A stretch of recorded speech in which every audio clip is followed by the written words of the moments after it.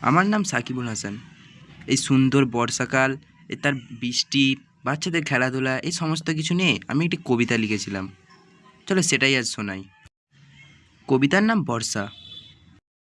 গ্রীষ্ম আসে গরম নিয়ে, শীত আনে তাই ঠান্ডা, বর্ষা আসে বৃষ্টি নিয়ে, হাতে ছাতার ডান্ডা। সারা দিন ঘরে বসে বাইরে চলে বৃষ্টি, চারিদিকে জল জমে আর পুকুরের হয় সৃষ্টি। মাঠে পানি কাদাও আছে, ফুটবল খেলি চল, বল হাতে নিয়ে চললে মাঠে ছোট ছেলের দল। খাতার কাগজ ছিঁড়ে আনে, নৌকা ছাড়ে জলে, হাত দিয়ে তা ঠেলে বলে যা নৌকা চলে। ছাঁকনি জাল নিয়ে হাতে বেরোয় বালক রাশি, ধরে গুটি কইও পুঁটি মানে না জোর কাশি। মা বাপেরা চিন্তা করে এই বুঝি তার ব্যাটা মরে, সাপ বুঝিয়েই দিল কামড় পা জড়িয়ে ধরে।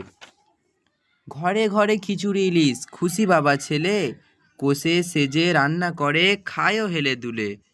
বর্ষাকালে কষ্টও আছে গরিব ঘরে জন্মালে, অতিবৃষ্টিতে ধান পচে যায় কৃষক মরে রাত পোহালে। টুপ টুপ পানি পড়ে ফুটো ঘাসের চাল, গরিব চাষি চিন্তায় মরে কেমনে ধরবে হাল। যা হোক, বর্ষা এত আনন্দের বলবো কেমনে, ছাতা হাতে কথা বলে বন্ধু দুজনে। বর্ষাকালে আনন্দের তুলনা যে না হয়, বর্ষা হলো সীমাহীন অতি মায়াময়।